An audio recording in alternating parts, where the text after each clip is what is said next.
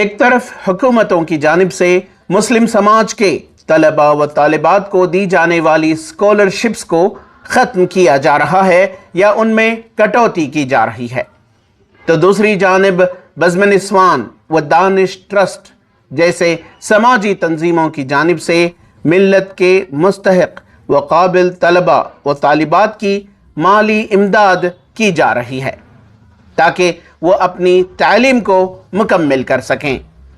ملت کے نونہال طلباء و طالبات مالی کمزوری کی وجہ سے ان کی اعلیٰ تعلیم منقطع نہ ہو، دانش ایجوکیشن ٹرسٹ کی جانب سے اس سال میڈیکل، انجینئرنگ، لا، جرنلزم، ایگریکلچر سائنسز و سول سروسز جیسے پروفیشنل کورسز کے زیر تعلیم 642 طلباء میں تقریباً 1.5 کروڑ روپے کی اسکالرشپ تقسیم کی گئی۔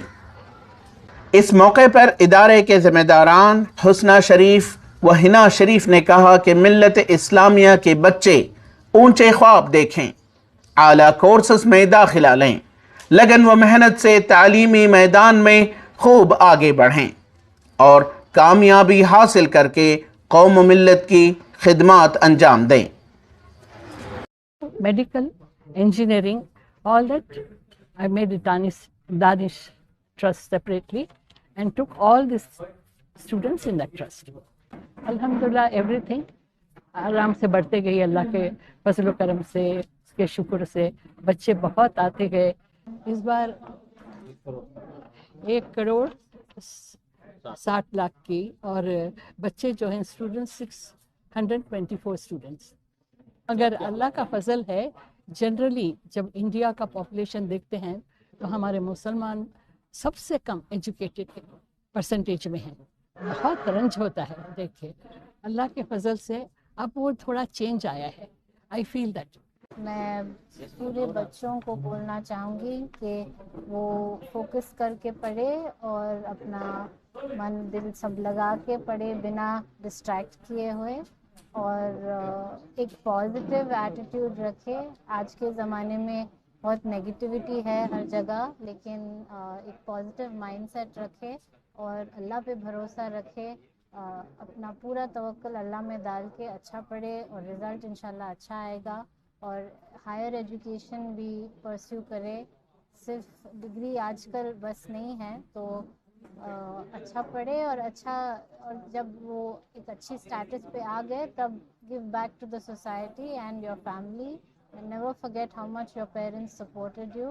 Continue to love your parents and support them when you're capable to do so inshallah. اور اس موقع پر اسکالرشپ حاصل کرنے والے طلباء و طالبات نے ادارے کا شکریہ ادا کیا اور کہا کہ اسکالرشپ کی یہ امداد ہمیں سیکھ دے رہی ہے کہ ہم تعلیمی میدان میں اپنا لوہا منوائیں اور ملک کے لیے اثاثہ بنیں۔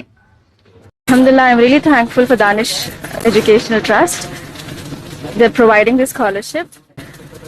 I'll be a good doctor, inshallah, and even I will be a representative, a good representative of Muslim community. We are studying in professional courses now, because during this educational time, there will be many educational expenses, such as like paying the college fee, paying the student fee. If you are in hostel fee, or PG fee. Then coming to engineering, you should purchase laptop and mobile, etc. will be there. So getting the financial support like this team, it is a very helpful for the students. میرا financial back ground اتنا ٹھیک نہیں ہے۔ Father میرے utensil shop میں work کرتے ہیں، mother private school teacher ہے۔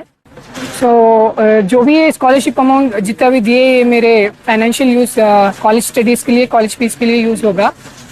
Thank you for giving the scholarship. Apart from this financial support, ہمیں یہاں پہ آ کے اس کے علاوہ بھی بہت ساری چیزیں جاننے کو ملی، جیسے کہ اللہ کا شکر ادا کرنے پہ یہاں پہ بہت زیادہ امپورٹینس، مطلب اس پوائنٹ پہ بہت زیادہ فوکس کیا گیا، and also to have faith in our self and others around us.